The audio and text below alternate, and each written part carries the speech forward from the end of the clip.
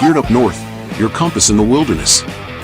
We're passionate outdoorsmen turned gear gurus on a mission to equip you with tools, insights, and camaraderie to conquer the great outdoors. From North America's hunting fields and icy waterways, join us for gear reviews, tips, and lessons learned. Welcome to Geared Up North. Oh!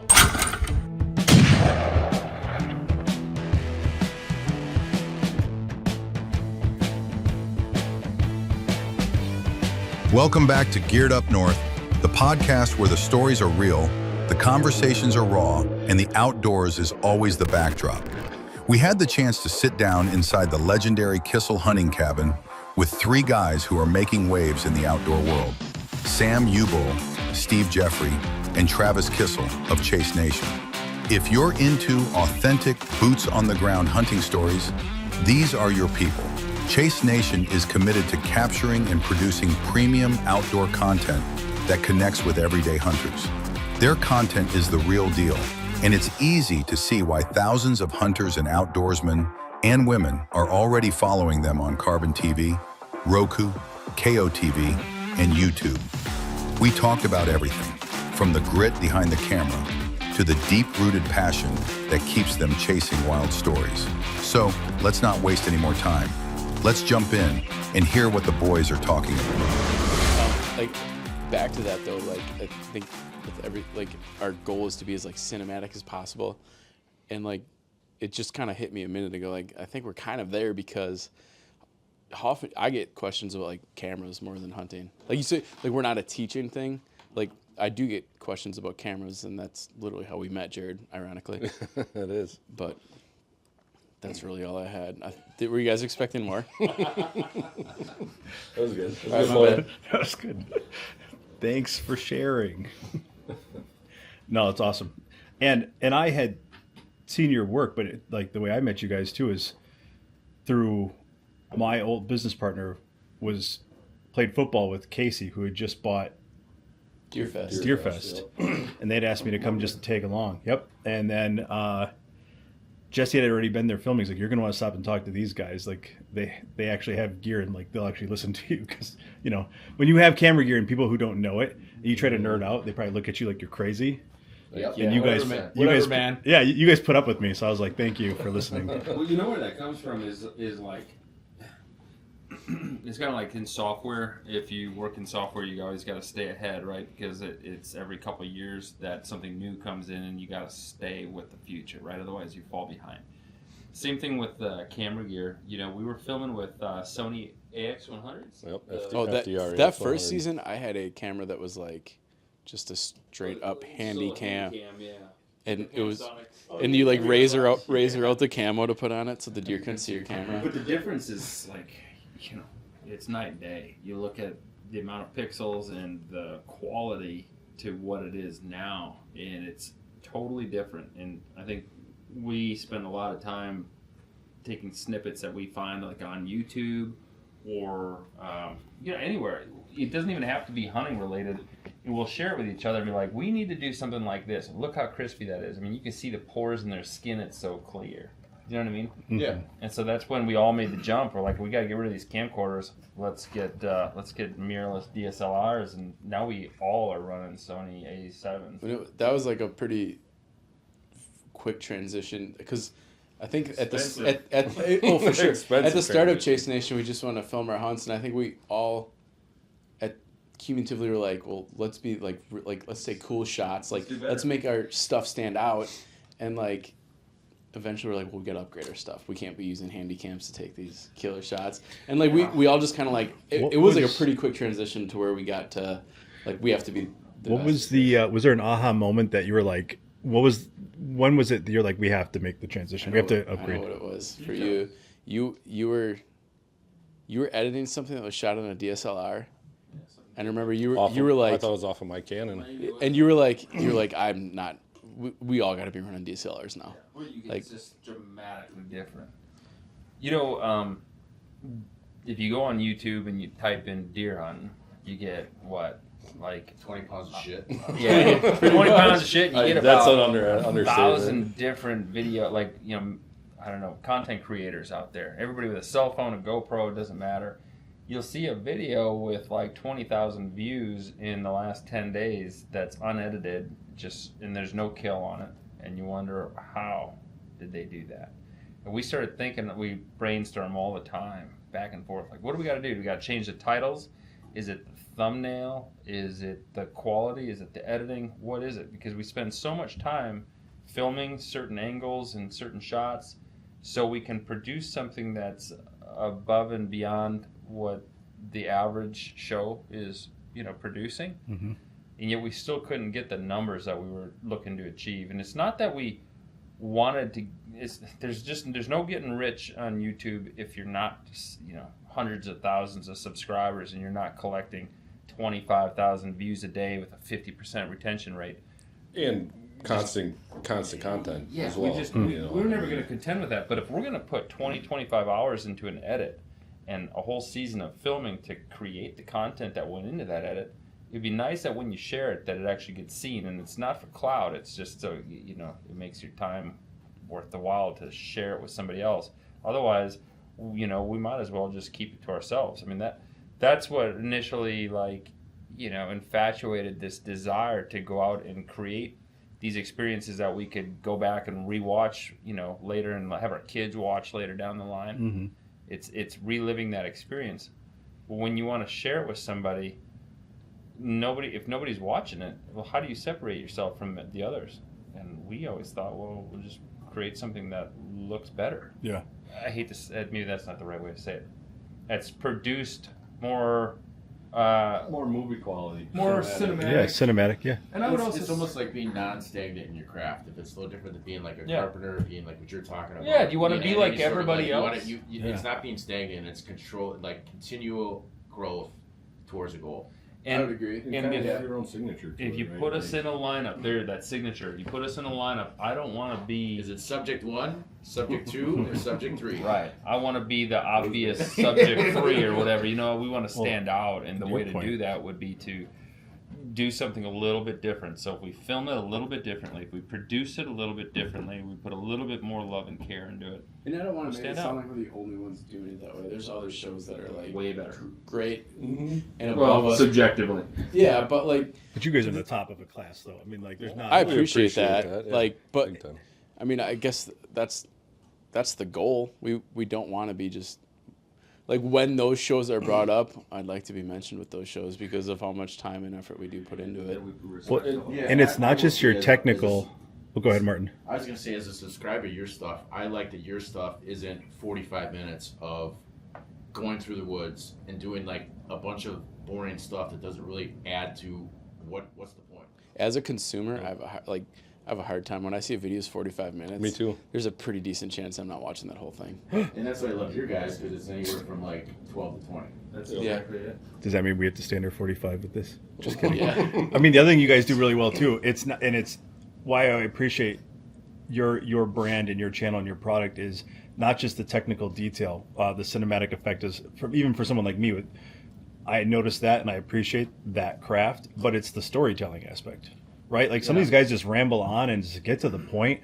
But if you're actually telling a good story, I'll stop and I'll listen. You have my attention. We have a film series called Visual Storytellers.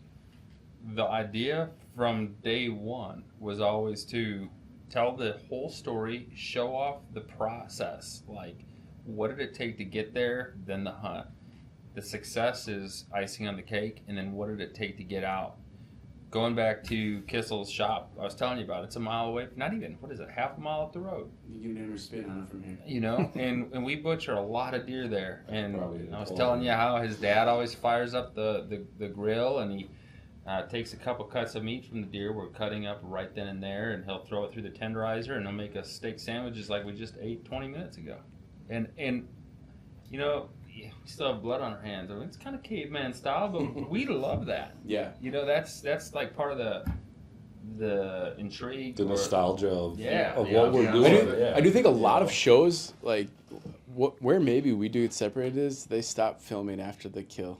Yeah. After the tailgate high fives, we're we have a series, what the hell's it called, Sam? Campfire Stories. No, not that one. The visual cooking storytelling. one. Oh, Taste of the Wild. Taste of the Wild, where we do wild game recipes and stuff like that. I should know that. I feel dumb now. But You want me to cut Just cut that part where you didn't know. it's the kill bottle. Cheers. But to the point, like, we don't stop filming after the grip and grins. Like, we take it through like some processing and like cooking the meat and stuff like that, which I think I will say that I think that does separate us for sure. To me, that's one of my favorite parts of putting a story together. Yeah. Is taking that, start to finish, right? Everybody kind of starts the same way when you're starting to hunt, right? You're getting in your truck, you're waking up, you're getting in your truck, you're driving to your place, you're getting into the woods, you're climbing your stand, maybe rattle a little bit, grunt, shoot a deer, cool, get it loaded up, cool, tailgate shuts, you're gone. Absolutely. What I love is that after effect, because to me that's a huge part of hunting. That's where the is most that camaraderie is, man. and Like, that- for sure.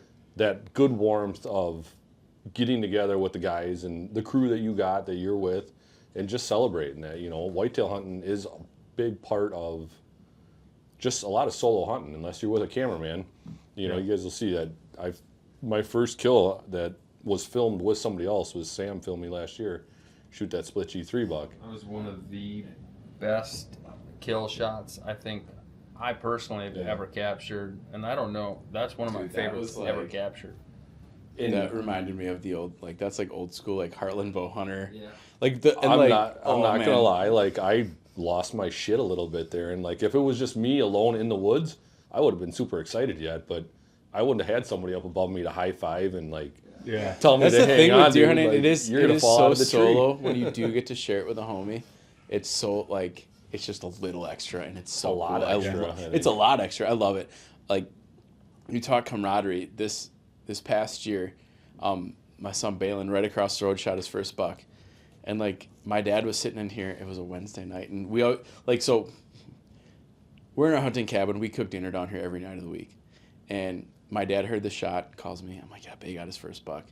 And then we called mom and my little guy Brady. They came down. My cousin AJ came down. So like, Balin got to experience like buck on the ground. Me and him had our moment, and then like everyone came in on the UTV, and like he got all the high fives and stuff. And like we came back here and like we hung it on the buck pole, and like He became a man that day. he became a man that day. I came out, what was that, a Sunday we hunted does? Yep. Oh, it didn't matter, whatever. You know what, dude, and honestly, that night I was so hoping you'd be here for his first one, and it didn't work out, but like it was so cool. Like that night he got to, like, we've all experienced it. We got like your uncles and like everyone got to like give you the high fives. Like it's kind of his day. He was the star of the show that day, and like I was so pumped when he got to like have that for the first time. It was pretty cool. Yeah.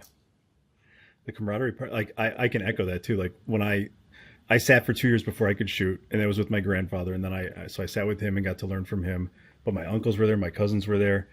But ironically, like as much as I enjoyed being out in the woods, I always appreciated, because we would break down and process our own deer, kind of what you guys were talking about, and just the stories. And like I didn't get to hang out with them that much any time of the year, but when it was deer hunting season, that was a thing. So it's funny because we're talking about all this technical camera gear, and we'll get into a spot where we talk about all the other gear that we use and how technical and advanced it's all becoming. But it's these old legacy things, these stories from these generational things that bring you back to this grounded state that I think, you and I even have kids too, where it's like, I don't want to lose that part of it. That part needs to exist no matter how advanced it gets. I was very intentional this year, where I wanted to like take as many pictures, like kill or no kill. Like I used to hate gun season. I would tell everyone that like gun season sucks. I'll bow hunt, but like now my boys are doing it, so like I wanted to make everything as special as possible. Like, yeah, have another root beer. Dad doesn't care tonight. You know what I mean? Like have all the snacks you want. But like I took a ton of pictures. Like I tried to make everything just like, as how like when you remember gun season as a kid, I want to make sure they remember it the way I remembered it. Yeah. So like I was very intentional about that. It's like second Christmas. Yeah, it's cool. To me, that's kind of, I guess, maybe where I was trying to segue to before, was like that moment after you kill something or harvest it. That happens so fast, right? Like I really try to slow that down, especially if I can be with somebody that shoots something and we're filming. try to slow that process down, live in that moment for a while, and just really enjoy it. You know, I've gotten to a point when I was young, cool, you shoot a deer, you shoot a turkey, whatever it is, catch a big fish, you up your high-fiving, it's off, on to the next one.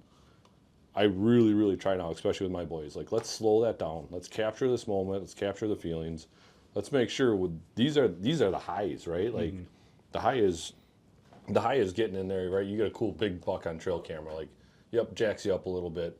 But if you can harvest that deer and then take that time to really process that and just enjoy it and live in those moments, I think that's really, really important. Absolutely. Yeah, I think today's everybody. It seems like the second you kill a deer, before you even sit and harness it internally, you're already on your phone, putting it on social media like BBD, and then there's no picture, and everybody's like, "Where's and then I haven't gone look." Just take a beat, pump the brakes, and just I'm guilty of it too. I think Kurt Geyer does a really good job with like kind of explaining that in some of his podcasts. Like when he kills some of those deer, and he's like, take a moment I cried, for yourself. Man. Like, like that's awesome. As a man, you could have you sat down, shot your biggest buck ever, and you cried. Like awesome, dude. Balin's buck. It was funny this year. He shot it, and like it was clearly smoked, like tail tucked, like he barely made it off the food plot. And I'm still with the binos, and like Balin mustn't like just internally known like smoked it. I'm watching it, and like I could just see like marsh grass moving where it went into the swamp a little bit, and I just like I put the binos down, and I was still like in game mode. I almost feel bad about this. Like I didn't look over and say congrats. Load another one. And I'm just like I'm sitting there looking. I'm like, oh. And he just like I look over, and he's like coming at me, just big old hog, and I'm like, damn, dude. Like it was kind of like. I was so freaking dialed in. I wasn't ready for that moment. I mean, we had our moment, but like in a sense, I'm also like, dude, we got to make sure we get this buck for the morning. Did you put the safety on? Yeah.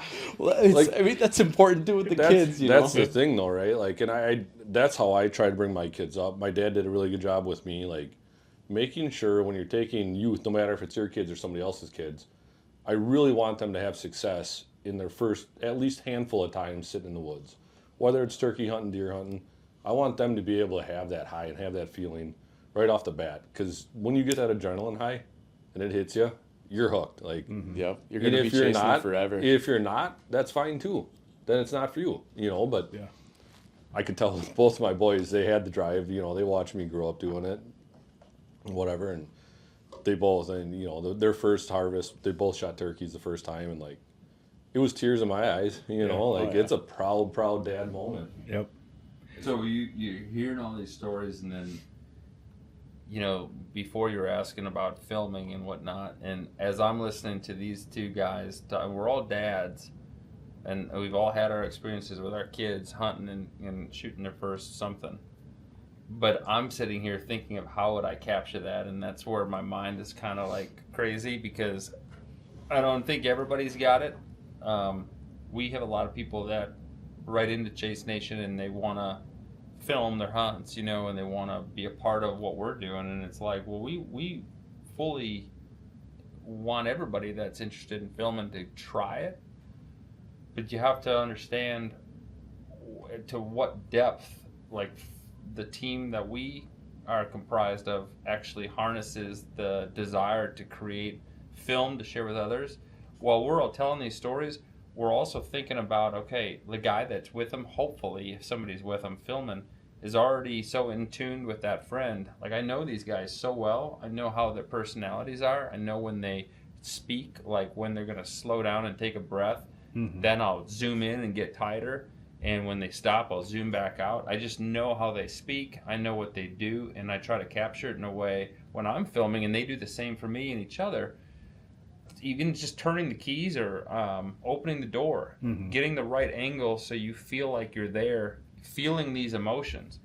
I always say, and they're talking about these proud dad moments. If you want to capture emotion best behind the lens, where do you focus? Well, it's the corner of the mouth and the outside corner of the eye. It was when you squint your eyes, when you're smiling or you're frowning. Those are the two emotional spots where you can read that emotion on camera. And if you know that well enough, and you're not going to know it innately, you might, but just like something that's a simple, a very intuitive thing that you just didn't think of until somebody told you, and you're like, why didn't I think of that? It's so simple. Yeah. But when a lot of times with these guys, you know, they come over and I'm editing, or I want to show them some stuff that I'm working on, and they can watch the editing process. They can see the gaps where it's like, I wish we would have some B-roll that filled these gaps. It gives them ideas, and we're all inspired then to run our cameras at different times to capture these specific moments. Like Bay, when he shot his first one, if we had a camera guy there to get his like little legs running up to you to give you a hug when he saw you, you know, like these are the things, if you got the right person there filming it.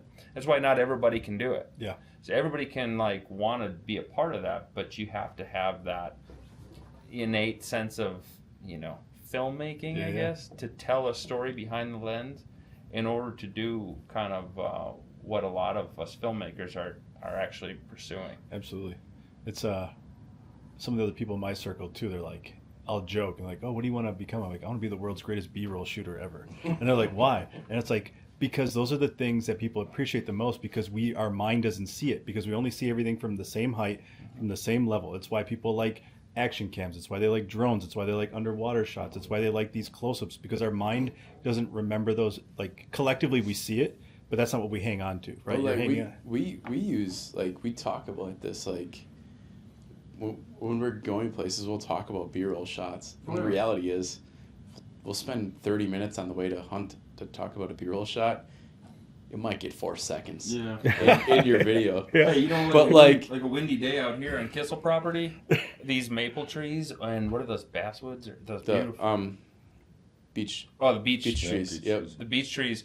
When is this beech nut or is it just beech? Just beech trees. They're like the real smooth. Yeah, smooth bark. Yeah. Really bright orange leaves. Okay. They're gorgeous in the fall. We got a lot of footage from Travis here. That's one of my favorite. That's such cool footage. I mean, it's gorgeous. And when these leaves are coming down, I bet you I have like 30 clips of me trying to follow a leaf, you know, but you just get the one that's perfect where the camera's the steadiest, and watching a leaf actually, like the stems separate from the branch and float down. If you can hold your camera steady in that one split second, it can put a person's perspective into that moment where they've had their own experience.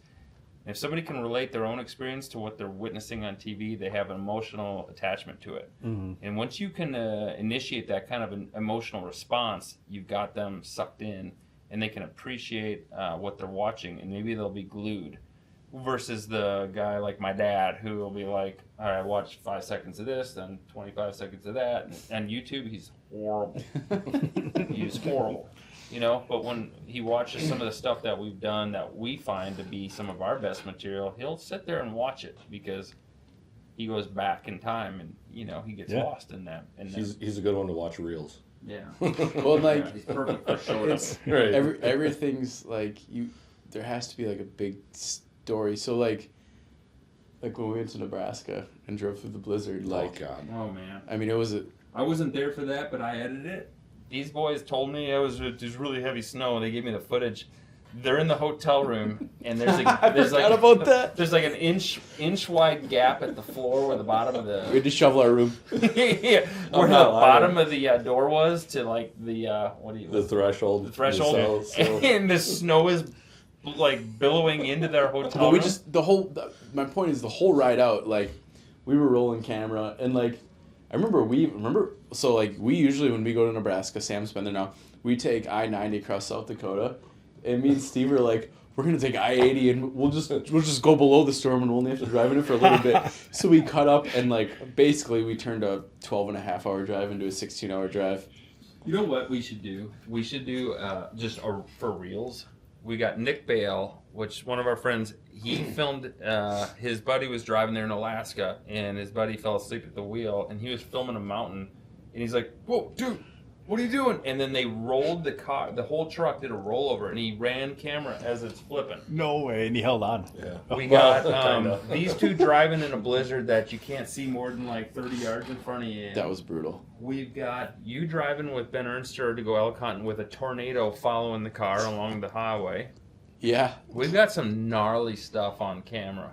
all just to get there. Like, just, and that's, you're not even there yet. We need to, like, when we think about these reels. Build a reel. Well, it's like turkey season. Let's throw some turkey footage up. Let's put some crazy stuff up there too, like these crashes and this crazy driving experience. And you probably just, I feel like the reels and the shorter stuff are so hot right now. Mm-hmm. Like, and it's not what the algorithm wants. It's not that conducive to what we do, because we want to tell a story of a whole season a lot of times, but like, it's what the people want. Well, if you're trying to They want promote a the bigger reels. piece, no different than a movie. Than building your story is just pull your like tier 2 or tier 3 hit from that video. Cool. Here's a reel. Here's a reel. Yeah. Here's your appetizer. We got steak tonight at 7. Yep. I think you know what, and Annalisa, my fiance over here, we were thinking about today, or not thinking about, but we were talking about today. Well, right now, with social media presence being so high, a lot of people want, I hate to say this, but they want the clout. They want quick wins, and that's different for us. I mean, we're in our upper 30s, low 40s, and we grew up with Sam. the beginning of social media. Sorry, we're older, I guess. But when social media came into play, the only reason anybody wanted to pay any attention to anything you did is because you actually earned, you designated a spot for some respect because you did something worthy of being followed. Nowadays, we got guys that, in the hunting world, I'm not name calling anybody, but I'll be honest, there's people out there that have shot 2-3 deer in their life who are starting to write articles about deer hunting. And they are creating names and apparel with their initials on it, claiming some fame that is just kind of unfounded. Mm-hmm. We have no interest in that. I don't need that. We don't do Chase Nation to get followers. Well, we do want people to watch it because we're producing it. We want you to experience it. Every one of us did it before there was social media. We all wore hand-me-down oversized shit to the woods for our first time, and like, we did it because we loved it. And now, the reality is now we're taking what we love and putting it on You became the subject matter expert. platform. Yeah. I mean, We've really, that's what you there's a difference between, you said OG when you started this, and you might have just been a term that you threw out, but I sat there and thought We are the three longest tenured. We really are.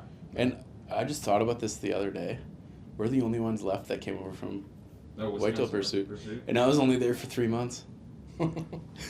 Is that all you were? Well, you guys brought me on. You got the 12-pointer. I shot that 12-pointer in the apple orchard over here, and you guys brought me out on. of the pine tree your dad planted from. That's a cool story. My dad, back in the 80s, he planted an apple orchard and he planted a pine tree, and he told, when I was like Balin's age, younger, he'd always said, someday we're gonna shoot a big buck out of this pine tree in this apple orchard, and this was 2016 it was, and I remember like that.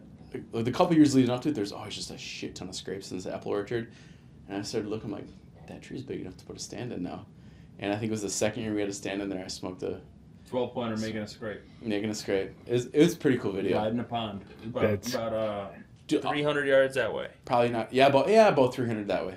That was my first kill on film. I did shoot a buck while using the viewfinder once, but I did not hit record. But no, that was my first kill on film. It was pretty cool. But like, that was 20 years in the making. Like, my dad didn't plant those apple trees and plant that pine tree because he thought his kid was going to shoot a buck on film out of it and put it on YouTube. Like, you know what I mean? Like, it's all genuine. Yeah. Yeah, if you can get somebody that's watching your content that isn't a hunting content, if you can get somebody that's not a hunter, like your wife, yep, to watch and appreciate what you're creating, then I think then we're winning. Yeah, we're completing the mission, or we're reaching the goal that we had in mind. I think Macy, the first few years of Chase Nation, kind of just thought this. She was like, I don't like, what are you guys doing? Yeah. And then I know the exact night she watched us film the first ever campfire story. That was with you. And she was like, I get it. Mm-hmm. And now, like, you met Macy. Yeah. She's at trade shows slinging T-shirts, doing her thing. Like She loves that. She does. She enjoys being there. She likes She's being the around. idea behind the little mini tattoos. The mini on the back of bald guys' heads and little like 6-month-old babies' forearms. This is what it was. But that's all branding. Like Yeah. you can get your logo as many places as possible. I remember I went home after I met you guys. I'm like, my wife Rachel, I was like, it was badass. They all have the same tattoos. We do. Do you have it yet? Not yet. No, but Still we waiting. met his doppelganger at the last show. Oh my gosh, I forgot about that. You weren't there. You weren't I there. still talk to him every now and again. Yeah. Dude, What in the world? it was like the same human. It was hilarious. They are identical. Everything, the head, the beard, Everything. everything. There was actually somebody else, I don't forget who it was, somebody else at the show. Oh, Scott Ozel. He's like, yeah, your dad was here earlier. I'm like, what? Like, my dad's not here. He's like, dude, he looked just like you. I'm like, oh, that wasn't my dad. Well, you're asking about what partners we work with? Yeah. Scott Holzel Bucket is Ready. the owner of Bucket Ready Food Plot, seed company. So he's at pretty much all the shows. But that's what he was talking about. Anyways, you asked us a question about 40 minutes ago, and we've just been talking. This is great. And you know what? That was actually a good segue. I want to say this one comment too. I appreciate, as someone who also watches your content, the being genuine, right? Like when I first realized who you guys were and what you were doing, you were already at an elevated status, but not claiming to be anything you're not, because you're absolutely right. It's too easy for anyone to go grab a camera and claim to be something they're not, right? And I think even when Martin and I started doing this too, like Martin, I grew up hunting. I took off a long period of time, so I'm just getting back into it, which is refreshing to me because it's kind of like when you stop drinking for a while, and then you get a buzz right away, right? Like you kind of get that rush right away. That's what hunting is, a second experience for me. But I would never go on this and claim that I'm an expert in this field, and it's a good combo for us because Martin has like almost 7 years of saddle hunting experience. So like even then, would he say he's an expert in this space? No, because those are the guys we're still trying to talk to. But like being true to who you are and where you're at your journey and being organic with that is going to be much more well received than some of these claims that you're seeing now. This get quick rich mindset.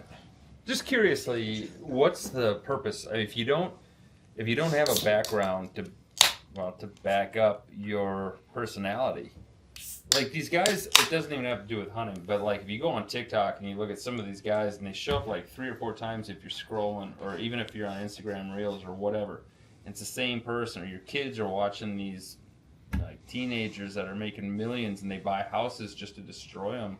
That houses that we could never afford, and we work our whole careers to try to achieve something like that. These youngsters that are like 20 years old are buying them and destroying them, and for what?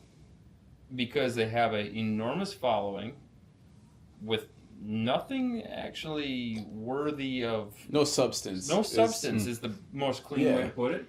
And if you don't have substance, okay, so then say you stop making videos or you slow down a little bit and your clout disappears, then what exactly is the legacy that you're leaving behind? Is your goal to leave a legacy behind? Is your goal to have instant fame? And then if it is, what's the point? You're not going to get paid very much, not in this space. Right. Well, like I remember the first time I watched like a hunting VHS. I just thought it was wild that like I could watch hunting. Drury. It was crazy. it was an old Realtree video.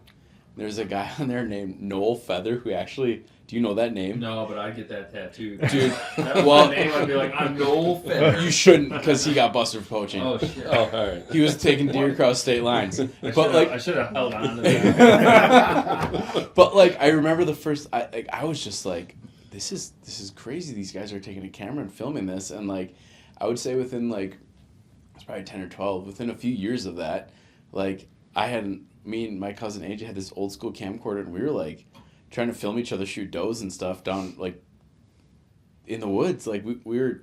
What's even crazier? And so like really, you want to talk about the roots of this? Like I was 12 or 13. This is over 20 years ago that I took a camera to the woods for the first time. And I'll never forget the one time I was sitting there and AJ was in a tent and I was trying to film from the side and this doe spooked off and he's like, "Yo, you gotta sit still." I'm like, "My bad."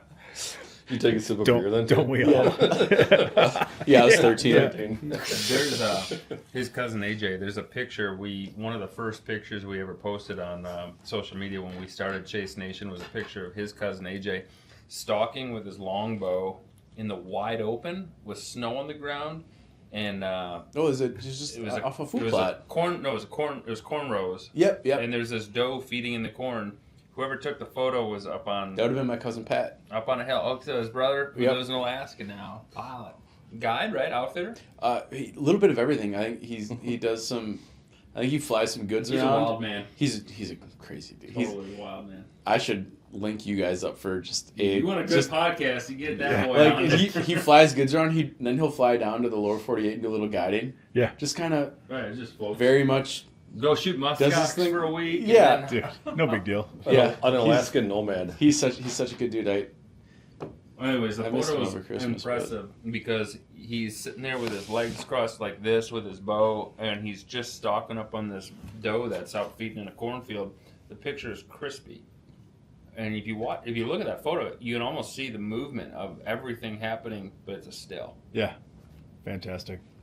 That's storytelling. In a photo. You know what I mean? In a photo. Nowadays, you go on Instagram, you don't even see pictures as much. You see reel after reel. Like we're right now, the last 2 months, I'm pumping out as many reels as I can come up with on what limited free time I have, because I'm like, you gotta stay up with the content. What do you guys think? For me, I maybe you're the same way, maybe not, but I appreciate a really good picture more than me. Oh yeah, same. 100%. That's my background is photography. Let's hear. Yeah. So anybody listening can go check it out. Who's your favorite right now on Instagram for photos? For photos? Mine, I'll just say it. Brandon Schultz. He's a local here in Wisconsin. Yep. Waterfowler, connoisseur behind the camera. He loves his camera, and he takes some of the most epic shots. I would agree. Ever. And every time that we talk, he's like, you guys ever need another cameraman, I'm the guy to call. But we don't get paid to do what we do. So every time he says it, I'm like, what is he think? Am I gonna have to pay you, Brandon? Am I gonna have to pay you? I will say that though. No, but that's my thing. I appreciate if you really love it, what's the chance? The opportunity, right? Even guys who are passionate and can make money on it. I do this for a living, but I'm doing this because it's a passion, right? Do I get to go out and hang with cool guys that we can all relate on the same level? Well, then I can donate some free time and go do that. We only make money if we get. A lot of people ask that. I think that's a topic that wasn't really something we're jumping all over the place right now. When you talk about making money in the outdoors, we talk about partnerships or sponsorships. So sponsorship's different than a partnership. Mm-hmm. Sponsorship is somebody that's giving you money because they just want to give you money because you already rep the brand. You just keep repping that brand. You sign that dotted line. They'll give you X amount of money, and you just keep wearing their product or using their product. That's not exactly how that works here in the outdoor industry. That's an ambassadorship, and you don't get paid. You get some free product maybe, or you get an industry discount. Our team, the partners that we work with, we call each other partners because we genuinely work together. We're helping each other. As a partnership. If we get paid by a partnership, it's because we're providing a value or a service to that partner that is above and beyond tagging in a post. That doesn't get you anywhere. You got 9 out of 10 people that work with nobody that don't understand the difference between pro staff and promotional versus professional. They think it means professional, but it means pro. So pro staff isn't professional. It's promotional. Yep. Right? And these guys, they want to litter their posts with links to whoever they're wearing for camo and their bow that they're using. And what happened over the last 15 years is it got demoralized to the point where guys that are actually working hard to get a paycheck for cross-linking that's no longer relevant anymore. Right. That is not a value add to any industry professional at all, and it's not at all to any businesses out there because they got people doing it for free. That's the way I see it. It's these people are tagging, Sitka and Matthews and stuff like that, and no ties. There's no ties, and I think in their mind they think oh, they're gonna notice me. Well, they don't. Big. Yeah, but the reality is, my reels. I got 20 views in the last 20 minutes. You're tagging them for free. They're making Play-Doh snakes, baby. So they know it. So the only way that we're gonna dude, he just did it. Did you hear that? The Play-Doh snakes? Yeah, no, his little comments. Oh yeah, they'll always have those. Why did you tell my No, comments? yeah, but I'm not going to hear it until I listen back. And when I listen, and I don't really like listening to podcasts that I'm on, but I'll listen to it like a couple months later. When I do listen to it, I'll hear Travis and his one-liners. I'll geek out a little bit because I didn't hear it while we were recording. Like I just oblivious to because I know him and that's what he does that in real life too. It's not. This isn't an act. Right. No. I'm here for the one-liners. That's why they keep me around. My favorite was when you shot that drop time buck and you called him. Oh God, yeah. So I shot this drop time buck. Was after and it was opening evening, and Steve was there behind the camera, and it was raining cats and dogs on us. We're colder than hell, and it's middle of September. We should have been warm. We shoot this deer. We call Travis. He's at a wedding, and I go, "Hey man, what are you doing?" He's like, "I'm at a wedding." I'm like, "Oh shoot, so you can't come out and track a big drop time buck?" He's like, "No way," and blah blah blah. Long of the short of it is, you go, "Hey, what are you drinking?" He goes, "Busch Light." Bottle or can? Bottle. Means say it. I want to be formal, but I'm here to party. And it just, bottle of Busch Light. We were laughing, and I think that changed the whole, we were already excited, and now we got this silly humor going on the rest of the evening. That's awesome. The worst part about you guys are just far enough away where it's a pain in the ass to just come quick meet up with you guys. Mm-hmm.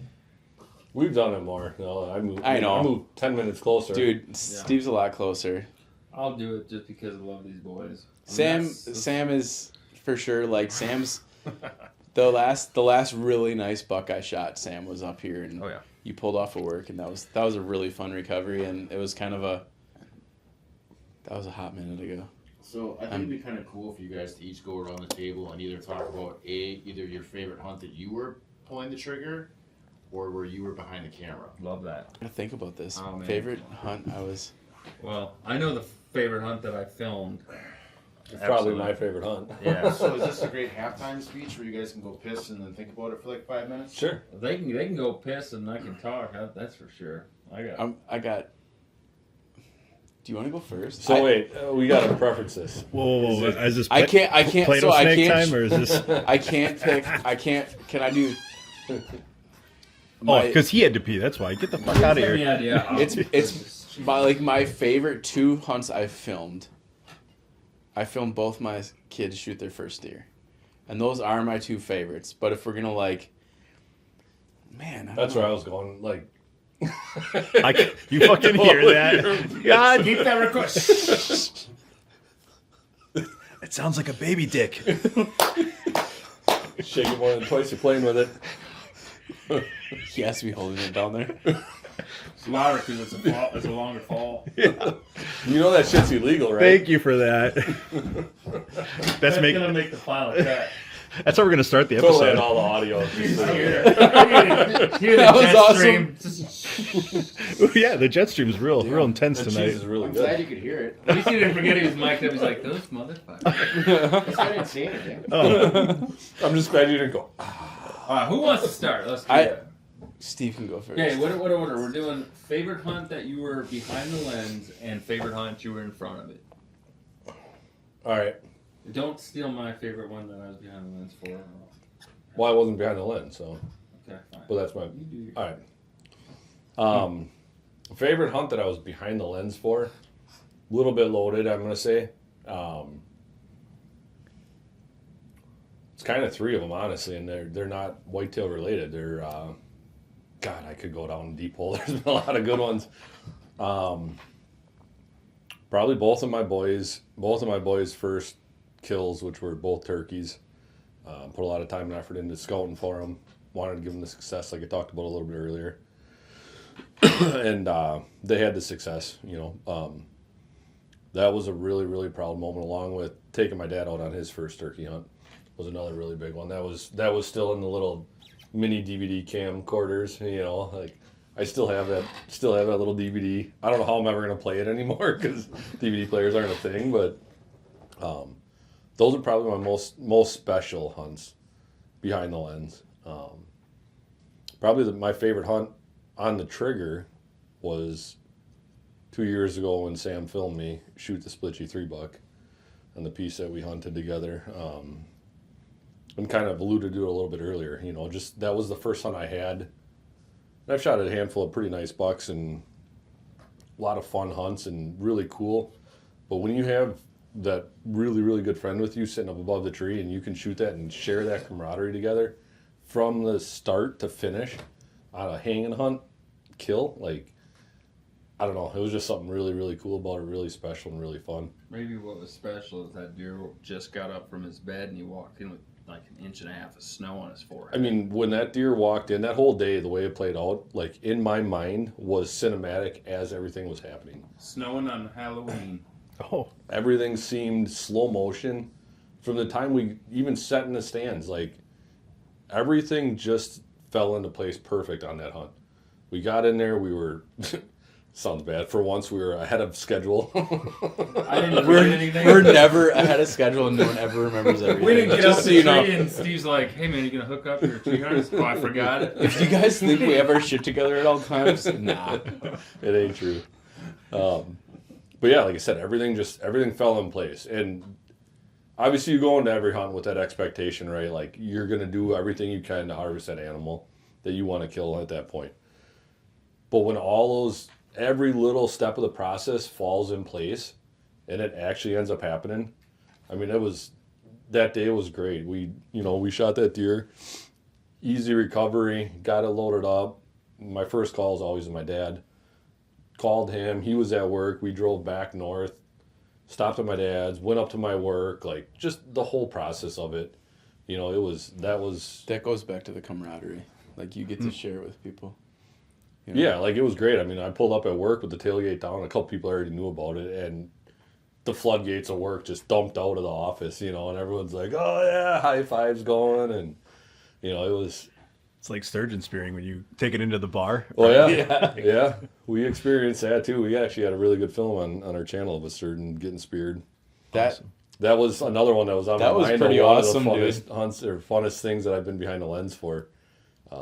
Touch base on it quick. If you guys are watching and listening to this, jump on and take a look at that film, because I filmed Logan Lynch, yeah. Just pinned the sturgeon right to the bottom. He was running a camera in the shack. So I'm filming the camera, and you see the sturgeon come in, and he just gets blasted into the sand. Shout out John and Logan for having us up for that, dude. That was awesome. Dude, that was a blast. Like, if you're into sturgeon spearing, check that out, because I haven't seen any better sturgeon footage than that. Well, and then it was cool, too, because... And then I jumped a crack in my truck on the way. So favorite hunt that you were behind the lens was the sturgeon, and in front of was the under the snow and Halloween. Well, I'd still say the favorite hunt behind the lens was with my boys. Yeah. I think I got my answer, and I think it might both be my favorite behind is gonna probably be my boys. Yeah. But then my favorite in front of the lens is a little different because I sort of self-filmed it. Okay. Remember the Good Luck Charm one that I did with Balin? Oh yeah. I took him out. I grabbed Balin from kindergarten. He's like 4 or 5, or he's like 5 years old. And I picked him up from school, and we went and sat, and, like, he's just being a 5-year-old. Like, I'd be like, shh, we can't talk. And, like, I have this, like, video of him, like, he's reading his book in the stand and stuff. And we shot this deer, and, like, he was filming it, and I still have the GoPro footage. He's filming me. He's filming this deer, and then I'm about to draw back. So he goes like this to cover his ears so he doesn't hear, like, the blast. So he literally... he's got this deer on film, and then I just get the ceiling of the blind because he goes to cover his ears with the camera in his hand yet. I love that. That's amazing. It's, you know, and to that point, we've talked about this before. Like, at one time I told Sam, when my kids are old enough to hunt, I'm done filming. I just want to spend time with them. But my sons know nothing but me filming hunts. Yep. They have no idea that I've never not filmed hunts. I don't even know that you've never filmed hunts. As long right. as I've known you filmed so hunts. So it'd be weird for him to not. I mean, I started in 2013. That's weird. I never thought of that. And the first time I actually got filmed, me and John Utek back in the day, former Chase Nation guy. Shout out John. Yeah, shout out John. John's good an guy. awesome dude. Yep. Me and John, we would run around with, John was always a tech head. Honestly, John was real techie. He had the first GoPros and all this, and I remember, I think it was 2011 or 2012, we were filming turkey hunts. like we'd film each other and like we didn't get a lot on film, but we tried. The last turkey hunt that I got that you killed on was This was right over here. That was my second one I was favorite in front of the camera, because that was during COVID. Balin didn't have school. So I'm like, yeah, the guys, we'd meet up to film and we'd be in our own trucks and we're like, I was filming from a... Yeah. But Balin didn't have to go to school, so I'm like, filming from a distance. John, if you do you want to... He was on second shift at the time, I think. The wind never mattered so much as when COVID was around. It's like, let's stay upwind. I got to take, you can't take your kid on a Wednesday. The turkey openers are always on a Wednesday in Wisconsin. I could have never taken him on a random Wednesday in April otherwise. Yeah. But like, thanks to COVID, he got to come. Like, that was his first turkey experience, and he was just fired up about that. That was cool. Those are my favorites. Yeah. On to Sam. Favorite behind the lens was raining, and I had killed my deer early opening day, and Dave Bechtel was filming with us at the time, and Dave Bechtel, here's a guy who, just like the three of us, he's another OG. That's for the cocktail. That's a hell of a cooler, man. That ice hasn't moved an inch. It's a half rack. Dave Bechtel. I took him out to a piece that I had permission on, and I've been hunting there for maybe 9-10 years at the time. I had killed a deer there 3 days earlier, and I said, Dave, there's a lot of bucks here. He and I have been sitting on this fence row. We've been watching these deer for 6-7 nights over the last 2-3 weeks. Come out in velvet footage galore, filming stuff. I mean, man, one week we spent 3 nights in a row camped out on this fence line, and our whole goal was to film not just bucks and velvet, but this is kind of funny, but when we talk about cinematography, getting the perfect shot of a lightning bug landing on a blade of grass right in front of the lens, like talking about a foot away, lighting up like a bulb, and then having all the orbs in the background building behind, and getting that in slow motion. And we got that shot on the third night after like 7 hours of trying. Yeah. And we finally got that clip, and we used that for maybe like an eighth of a second. Yeah. And nobody appreciated it. We had it in the Badlands Film Fest. Nobody even batted an eye. But I remember how many nights and how many hours it took to get that. Anyways, that's beside the point. No, I love that. No, I like that. Dave Bechtel is the guy who I was behind the lens for. We went out. It was raining on and off. It was the third day of the season. I killed opening day. We get to the stand. We got our Novix on the back. We got Dave up the tree, and he's setting his stand, and I'm sitting there like just waiting. It was raining so hard, I had my camera here. I had it wrapped in a Sendix grocery bag, and then I had it stuffed in my backpack, because at the time I didn't spend the money at that time on like better waterproof equipment that I've got now. I remember him tying up a bull hoist rope, and he said, can you put the other tree stand on this? I said, sure. So I hook up the other Novix, and he's hauling up this Echo, and it's heavy. And I remember watching that rope just strain and thinking, that thing's going to break in my face and fall like right down on me. And didn't, luckily. Dave starts getting it hooked up on the tree, and he said, this is the camera stand so I can sit above him. And I'm watching him, and I'm like, man, I wish I could be filming this, but the rain's pelting me in the face, and I look down, and there's this nice buck. He's about 135 inch deer. Perfect 10-pointer. I knew Dave was going to be excited as soon as I saw him, and he was about 55, 60 yards away. So I started like going like this on the tree, but the bark was wet, so that you don't get a thud. And I'm like, God, I cannot get this guy's attention. So I take the bull hoist rope, and I'm like this, flicking it against the tree. Finally, Dave looks down and he's like, what are you doing? And I'm like, fuck. Like this. And he's like, oh. So then I hook up his bow to the string, and I reach down. I didn't even watch him lift that bow up. And I unzip that bag as slow as I can. I take this crunchy grocery bag out with my camera in it. And I didn't care if it got wet at that point. And I was like, this is cool. And again, it was on and off, and it was early season, so we had a canopy of leaves. And I remember taking that camera, and I had a 70 to 200 on there, and I tucked behind the tree, and I remember leaning out, and I just, like the night before, taught myself how to use zoom focus. So I could get in tight, and I had my peaking half like at midpoint, and I was sitting there, and this so thick, the canopy was so thick, but I remember playing with my zoom until that deer was bright red, the peaking. And I got the focus was so perfect as this deer walked through the woods and got closer, and I was slowly dialing it back, and at this point I was about 20 yards away on the ground hiding behind the tree, and all of a sudden you hear Dave's bow go off, and you watched his knock disappear through this deer, and it's flashing because it's one of those red and blue like flashing knocks. And Party knock. When that deer took off, I was like, I cannot believe I just filmed that. Like, what an amazing experience. That was really cool experience for behind the lens, and the best I was ever in front of the lens for. Well, that story continues, right? Wasn't that Yeah, the one? it was a long story. Wasn't that the one that you Yeah. found? It took us 4 days. It's a sad story. Small acre private. We had 60 acres to hunt. We had 10 acres of hardwoods, and they were long.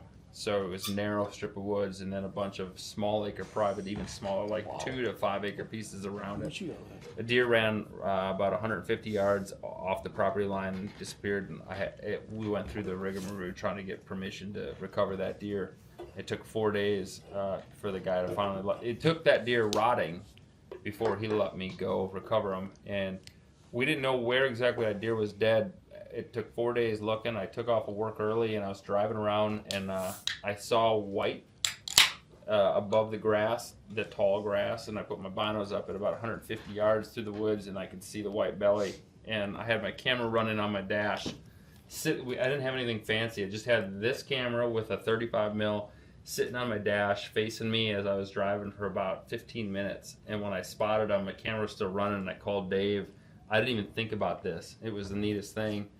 And I got the camera on, I got my mics on, I got the whole conversation with the landowner. That all went into the final cut, and it was a hell of a story. That's awesome. The best in front of the lens was definitely with Steve behind me. I've had a lot of amazing hunts. I mean, I'm talking Chase Nation solely here. In that opening day buck, that drop time buck in Waukesha County was another day. It was raining like hell. It was the very year after I filmed Dave Bechtel and this one I was telling you behind the lens for. A coyote came out at 40 yards with a squirrel in its mouth, and the squirrel was still alive. And I told Steve, I said, I got my small game license, I'm all set. Are you on him? Steve says, I'm on him. I said, he's gonna die.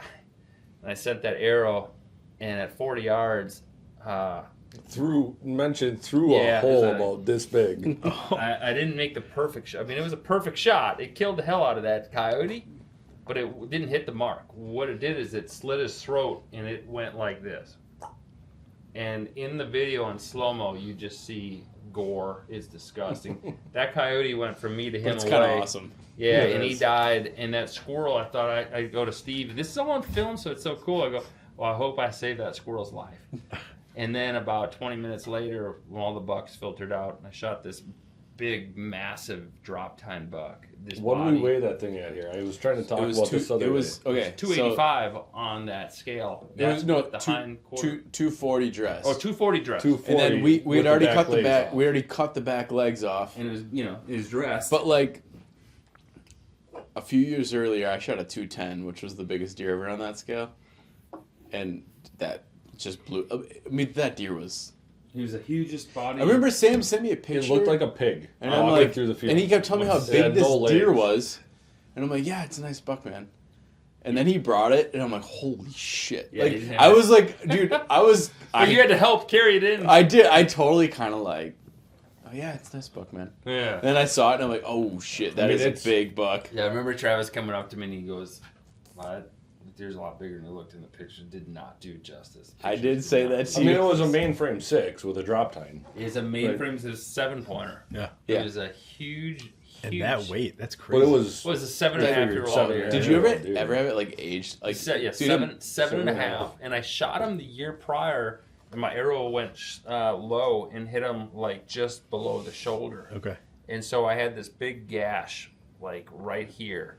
It was a big gash, like 2 inches, and that was on his left side, Nope. front leg. I remember that. Just to be able to finish yeah. him off, and Because you showed me that you had that shed from him too. and so I remember I was telling you about how at his dad's place there we butcher a lot of deer. So we got the hide rolled up and the head still connected. So it's like those new mounts that they do. Those with pack mounts. pack mounts, you Oh, know, yep, you see? yep. It looked just like that sitting on the butcher block. And then in behind it, you see, and there's photos of this, you see us all sitting there taking pieces of meat off, like that his dad just had tenderized from that deer. We're all making sandwiches to eat that deer as we're sitting there. Literally what we admiring had him. tonight. Like that's the Kissel thing. Like we get hard rolls from shout out Oosberg Bakery, and you Sponsor opportunity? Yeah. might have to be like, and then we have a tenderizer. The We official drop them hard roll through, at Chase and like Fishing? that's what we do when we butcher. We have like basically minute steaks and an Oosberg hard roll. I bet you didn't know it was going to take that long to tell a story. I figured as much. Hey, you guys are storytellers. Visual storytellers though. Here's the last part about that story. That squirrel did not live. So you got a Did not squirrel, live. a coyote, squirrel. I and got a a deer. squirrel by second degree. Wait, you got a squirrel, coyote, and a buck on the you same got, day? So you got the assist on the squirrel. Yes. You got Yeah. the finish on the coyote and the deer. Yeah. Hell yeah. That's like I don't think dude, many people can you're- say that. Dude, I bet you're one of like 10 people that have ever killed a squirrel, a coyote, and a buck in the same night. Yeah. It Prodigy. is pretty cool. All right. Well, and the funny part is we saw another squirrel right after you shot that coyote. We saw a squirrel Yeah, run we're off. like, dude, he made You it. made it! And then we walked up to the coyote and You we're guys like, were so pumped that the squirrel made didn't it. make it. We did that. We saved that squirrel. Peace, love, and happiness. Tell your friends. You didn't make it. Let's do this. Let's do this. Jared, you got some other stuff to roll into. We wanna... So I know you guys kind of went over some of your like favorite stories behind the Perfect. camera, in front of the camera. I'm gonna take Why it. don't you guys all go around and talk about your favorite piece of gear that you got this year, the one piece of gear you can't live without, and then the one piece of gear you're looking to add to your equipment. Oh. I started the last one, Sam. You go. I need a minute to think. This year, best piece of equipment I got was the Easy Hook, the Easy Strap from Novix. It is paramount for me now. When we climb up a tree, we got a big backpack on. It's full of camera gear. It's heavy. And then there's always the accessories, whether it's your rangefinder and you don't want to have to put it in your harness pack, you know, or you don't want to put your, you don't want to keep your binoculars over you, or whatever it is, even if it's your quiver. The Easy Hook has 2 hooks that you strap around the tree super easy. It takes about 8 seconds, like as long as you need to ride a bull in a rodeo. And you get that thing around a tree and you can hang whatever you need. You know, I knew when I said that, you motherfuckers were gonna start laughing. I'm sorry. But it came out, like it just, the way it rolled off my tongue. Dude, it would have really rolled if we didn't laugh. Hey, did it sound good? It sounded good. Great. And I was like, all right, perfect. Let's keep going through this. All right, Lane Frost, keep going. I forget that you can hear my little laughs. I can see you. You're sitting across.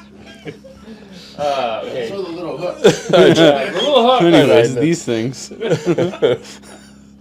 Oh, sorry.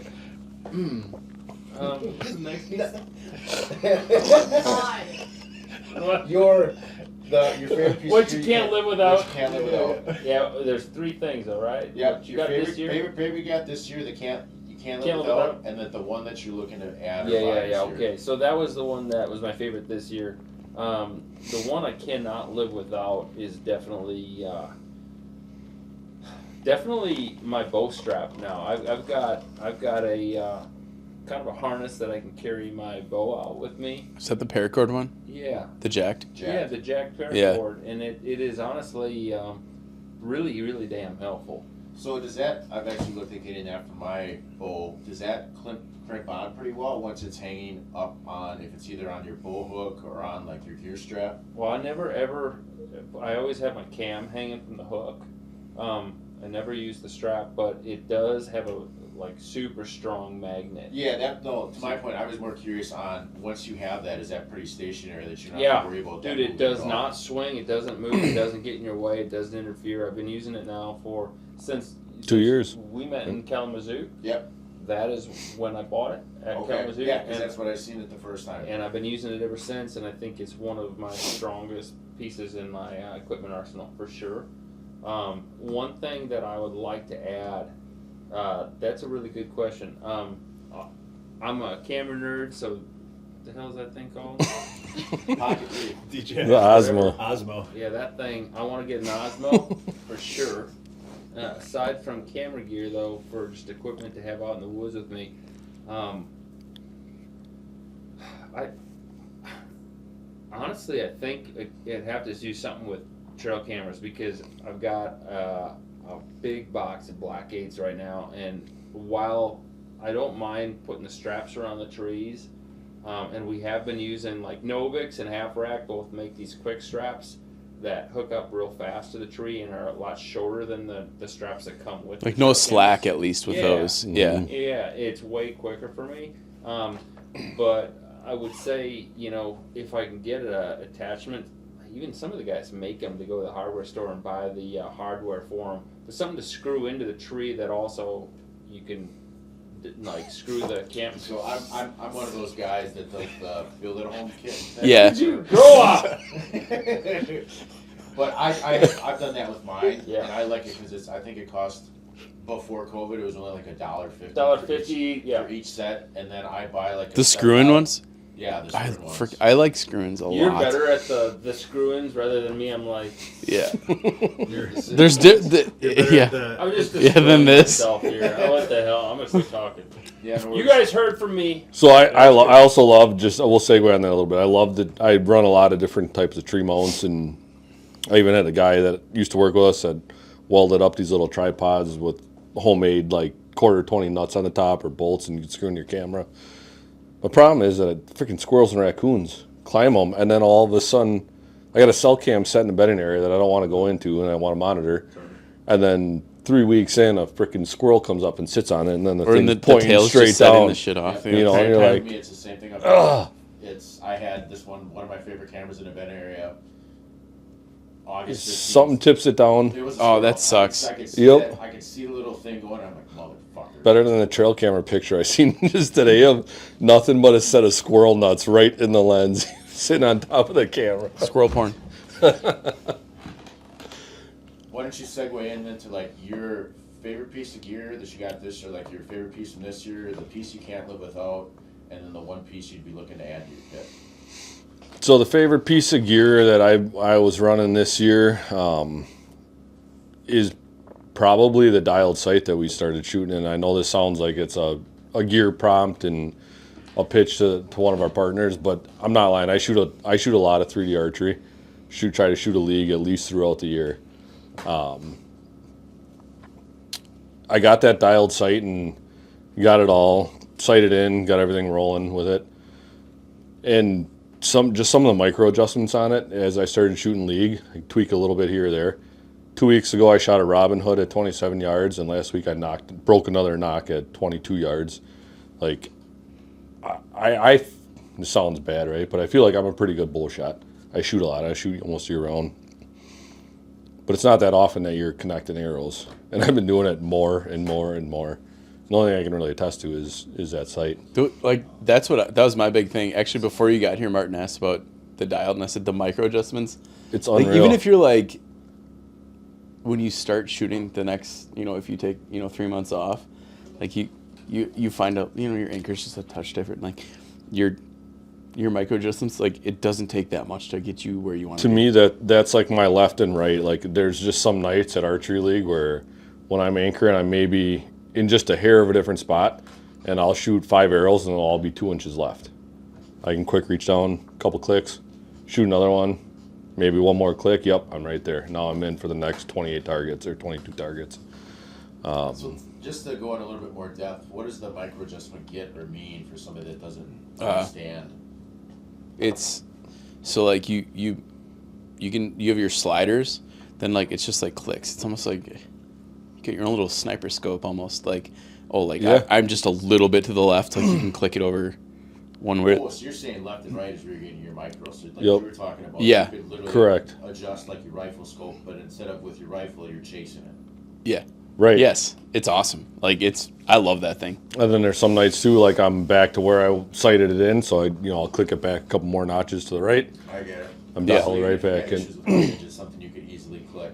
Yep. Oh yeah. And when I'm talking, I'm off. I mean, I'm shooting an inch left from where I think I should be hitting. Well, when you're on paper, not saying it's always a great shot, but it's where I feel like I release that arrow. From like, it makes complete sense for why you guys are saying that is because you have that confidence when you're in the field. If you need to make a quick adjustment, you can, and you don't have to. Oh yeah. Well, even you talk like gear, like you go west, and all of a sudden like shit happens. Like it's easy enough to like just, all right, I'm out here, like this is where I'm at, like micro adjustments like that. I'm not light on my gear, pulling a bow up a tree, oh shit, oops, bounced it off a limb, like. Well, especially like I hunt, I beat my equipment up. I put it through the test, and when you do hanging hunts, there's a shit ton of limbs around. Like there's never a perfect little spot. And the worst part is when your bow rope gets hooked on something on the way. Where do you guys keep your bow rope when you do a hanging hunt? I just started doing this now, and so I wear a Sitka tool belt, and then I have a saddle. Sorry. I have it in the side pouch in the little fanny pack. It's just enough to fit that, and then I've got 2 extra carabiners for if I've got to like hang anything, or if I want to use my lineman's belt as my actual like gear strap. Yeah. It'll fit there. So my new one was I take my binos out, and I take a bow rope. So I always have one in the bottom of my bino harness. It takes up no room. My binos sit on it. So if I forget one anytime, binos out, grab a bow rope. I keep it in. I got a little pro tip pouch. So we're not gear guys. You don't learn from us. You just learn from me. Hey, I forgot what the name of the brand is. I have the retractable one now.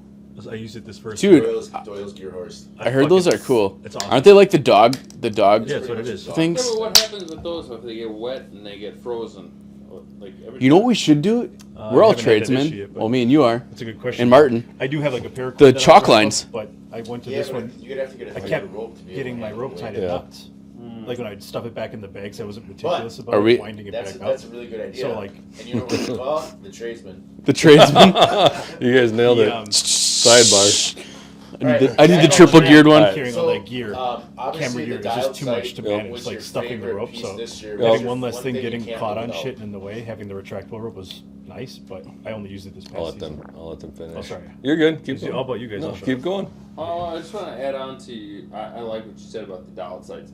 Not only everything you said is right. The micro adjustments are awesome, but the ability to put your tape on the inside or the outside. As a bow hunter, I like to have my tape on the inside because as I'm adjusting, I don't want to be doing a lot of this. Yeah. You're on 3D range, doesn't matter. Right. Throw the binos up, you're like, yeah, and the rangefinder, and then you just lean over and you adjust your dial on some of those other single pin sights. But with dialed, you can put your pin on your tape on the inside, and you can be at full draw, let down, or you can be ready to draw, but then the need to adjust, and you can make that adjustment without moving anything other than your arm, which is just a 6-7 inch extension, right? And then you got that angled bar. That rail being angled gives you much more clearance for your vanes or your fletchings, plus gives you extra yardage. Well, I think my favorite thing about those guys is they were like genuinely wanted our feedback and like cared that like, 100%. Oh, like if like what didn't you like, and they weren't gonna be butthurt about it. No, they were like, you know what I mean? It was like, feedback. And because they're so green, like they're I shouldn't say green. They've been in the industry a long time. They're new to like, they're like, brand. What? How can we get better? And I kind of love that about them. Like they wanted honest feedback. Quick sidebar: your guys' experience, you come across a lot of gear, not just camera gear, hunting gear.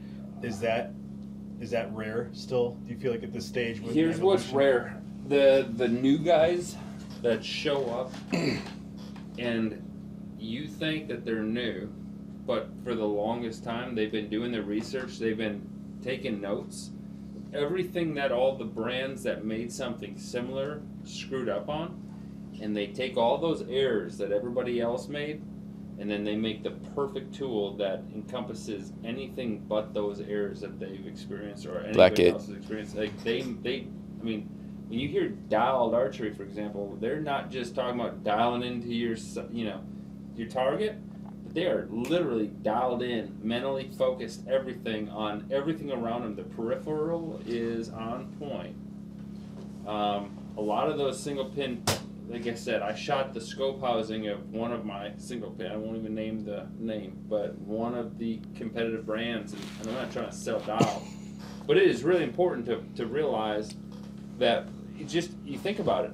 Anybody, like look at Apple phones, and then you look at Android, for example.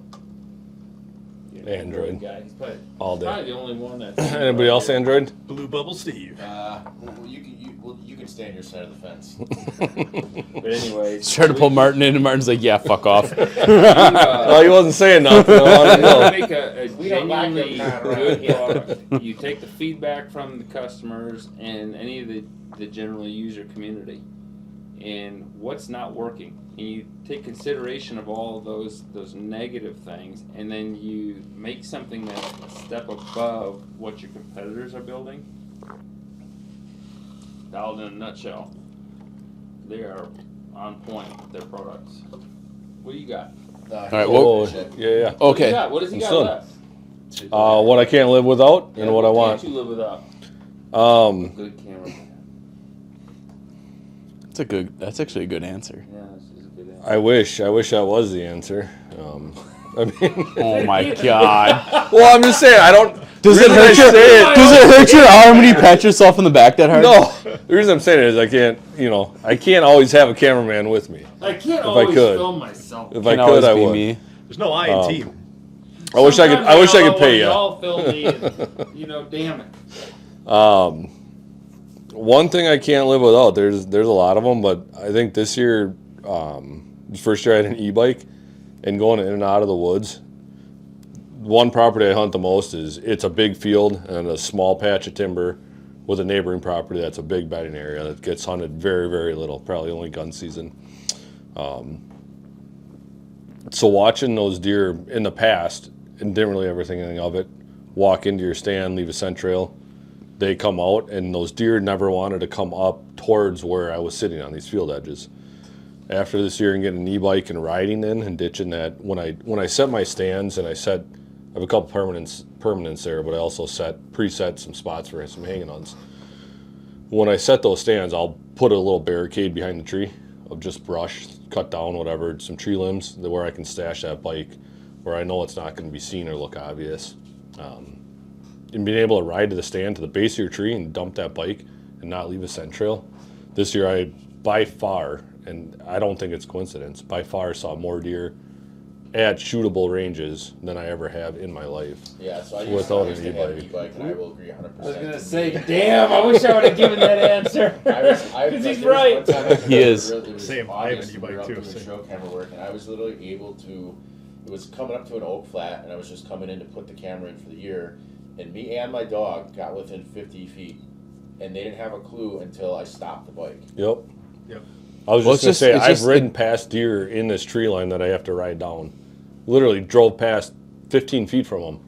And I'm cruising, and I look over, and I just see a head. It's like, yep, just keep going. And those deer will get up, and they'll walk up, and they'll feed up. Really care. They'll feed up to me. Because they don't see you as a predator, because it's not any sort of that. They don't understand it, right. And maybe that's part of it, too. In my mind, I always thought it was the scent trail that I was leaving. But it might be more of that they just don't perceive that as a threat. Just so used to roads, like, here's one of those aliens. Yep. Entry and exit is so under, like, it's... I don't know if you were going to say underrated or under thought about. I don't utilized. think... I think good hunters understand. Yeah, they... And I'm not saying I'm not trying to preference myself I think at this all. point in time, it's a little bit over spoken on podcasts, like maybe it's like beating a fucking dead horse, but like an e-bike makes a big freaking difference. No, because you know why it's not? Because everybody talks about the entrance, but nobody thinks about the exit. That too. That's true. That to me is my biggest. Your exit's bigger than your entrance. Yeah, I those agree. deer are gonna walk where gotta if look you're at in it. if you're in a If I food wanna go source. try and steal grandma's cookies 2 days in a row, I gotta make sure that she knows that like the cap is put back the same way it was when I took it off, so she's. I not love gonna this. notice. I love this. No, that's bit like getting in's one thing, but like, I mean, I hunt spots where like you can get in and it might be a 1 or 2 night thing. When you get out, you're probably fucking some stuff up. Yep. You know, and you kind of gotta be okay with it, and like be confident enough to think like it could happen in 1 or 2 nights. But you know what? Even the guys that you can have a conversation at a bar or in a grocery, wherever you run into a guy that who you think might be an equal caliber hunter. You have the same conversation with them, and they say, "Yeah, oh, absolutely. Entrance and exit, you got to be conscious of it." What ends up happening is they're conscious of it on the way in. As soon as that sun goes down, they're like, "Well, nothing can see me," and they forget about the central as they're walking out, and they think, "Well, if you can't see me, it doesn't matter if I make noise because you can't see what I am," and you just walk out willy-nilly. Yeah, but even I think even if you make that noise, I think they go check it out after. Mm-hmm. Absolutely, you go check. Yeah. Go set your trail cameras, and the first pictures are within the first 30 minutes. 100%. Yep. Because all But these that's another curious nod deer. to the trail, using the e-bike or even your 4-wheeler to drive up directly to where the tree is, so you don't have to worry about, because it's the camera on the other side of the trail stream way in the back. There's one camera that religiously we have like a 2-week window that area heats up, and it's not always the same 2 weeks, but to me that's my favorite camera to look at stuff, because that's when you're seeing the 4, the 5, or 6-year-old deer, and having that e-bike would be huge. Absolutely, I was like- e-bikes are absolutely one of the best tools of the trade. Without a So doubt. now that you've already got the coolest Steve? things, it's like, what's the one thing you want to add to your kit this year? One thing I want to add this year, I don't really know. There's a lot on the wish list. Most of it revolves around camera gear, new camera body, camera lenses. Like to get, what I would really love to get, probably the one thing, is a 600 millimeter lens for photography. Something with a 4.3 aperture. Something when you see those pictures of like birds sitting on a pond, Yeah, that too. or those super, super tight deer, like those super crisp pictures of deer, like those are taken with that lens, and that's what I want. Cool. Travis, I think you're the last one. What are the 3 again? So your favorite piece from this year, we'll start with that, and then I'll list the next 2 as we go. All right, favorite piece from this year.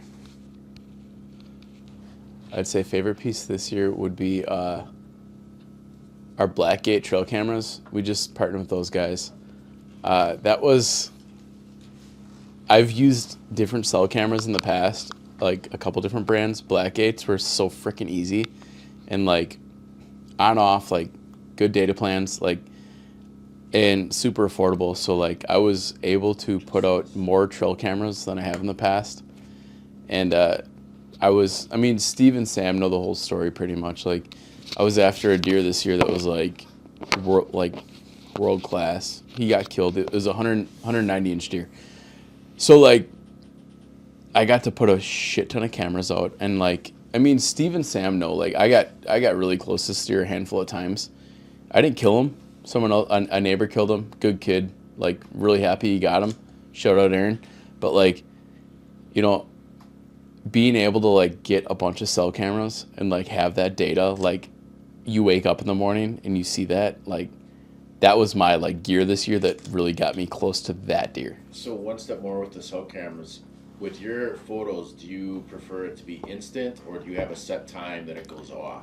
I like instant, mainly because when I get them, I'm like, oh, he popped out, and like you can kind of see like, oh, it's overcast, or like when you look at a trail camera, like a SD card, like you just kind of see them like, oh yeah, that day. But like when you get them instantly, you're like, okay, like the wind's here. Like, I don't know about you guys, but like I think about all that stuff. Like I get a trail. I love cell cams. That's one thing. I'm nerdy as shit that way. That really, really got me like hooked on them. I've said this story before. I stopped running trail cams for about 2 years. I was screwing up my property. I was going and checking cameras, whatever. cell cams now, to me, I want that instant feedback. And I've ran competitive brands, I won't name names. Picture might come in 12 minutes after it was taken, 5 minutes after it was taken, 30 minutes after it was taken. Now with these Black-8s, like, it's the picture's there like that, and I know that clicks in my brain then, right? Like, I'm like, all right, that deer was there tonight at 5:02. That sticks with me because I saw the time, I knew when it was. Mm-hmm. The next day he's there 5:37. All right, he's showing up in daylight. He's close. He's hitting the scrape. I love that instant feedback of being able to know. It makes you feel like you're Exactly. you're always you're almost always hunting. You know what I mean? Like with You're the cell able to cam. build the puzzle like- piece in That's the it. moment. Because Like, the biggest thing to your point is you're able to tell what the wind is, if it's overcast, if it's sunny. Is it because the temperature changed? Wind- Is it wind because direction. the barometric pressure Yep. changed? Like you said, was it a wind shift? Did it go east to west, or did it go like north to a north-northwest? And that's the only time that he comes through that one corner on the cornfield or the food plot, or just off the edge of bedding, and finding that one piece to like, okay, cool. Yep. I got you. But baby. I love that. Yeah. But then you have that buck that shows up. It's an east wind. All of a sudden it's a north wind. All of a sudden it's 30% or 30 barometric pressure, and then it's 28. Like, Well, you even get those bucks that are just so even to random. the point of the deer I was So hunting, tough. that deer I was hunting this year that was so big that one morning he rolled. We have a spot we call the drainage ditch, and he popped off 2 trail cameras Yeah, I going remember down you the saying drainage those. ditch, and I'm self-employed. I just remember like, dude, I am taking off tonight, and I went and sat, I did an evening and a morning on this deer because of like I would have never went there. Like I would have never taken an afternoon off that day to sit, but like I knew he was there. He was close. That is the piece of gear that like probably most important to me this year by far. Instant feedback, like, and people don't like them. Like a lot of the old heads are like, yeah, the cell cameras, they're kind of cheating, but like, hey man, like this is where we're at right now. Like you can embrace it or you can bitch about it. Right, 100%. I want to sidebar this 1 second. What do you guys think? Do you think they're going to get banned No. I mean, they Don't in care. Wisconsin? Don't care. doesn't matter. They go in and out in different states. I mean, look at Iowa. They were back and forth. Right. If they get banned, I'm still gonna go. I'll adjust my stuff. They get banned on private property and on public, bro. They don't get. But here's my thing. Like they might get banned, but like it's not gonna keep me out of the woods. No. Like I'm still gonna go do No, my thing. 100%. You know what I mean? Like I think it'd make you like right better. now, this is a great tool for me.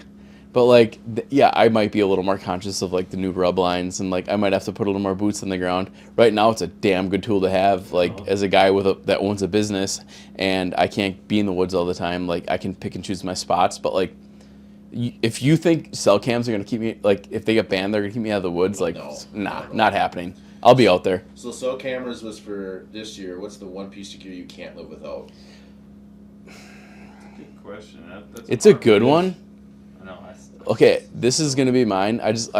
A good bino harness, like that I can keep all my shit in. Like I got one with a little rangefinder thing, and I told you that's where I keep my bow rope now, right under my binos. Like it's just like your extra backpack. It's your You know what? Merce. It is my Merce. It is my Merce. Like you, and I know you guys all like tree hunt and stuff, but like when you are in a limited space trying to make limited movement.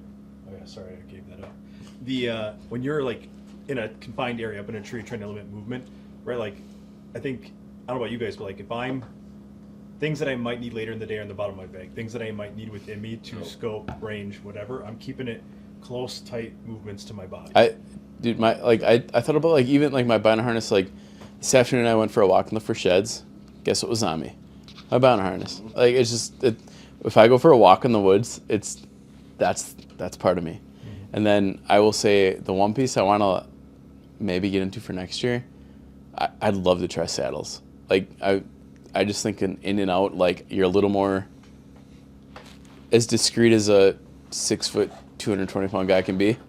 Like I think Preaching to the choir. I know I feel it, dude. I mean I think a saddle would I feel be like an ogre going through the woods.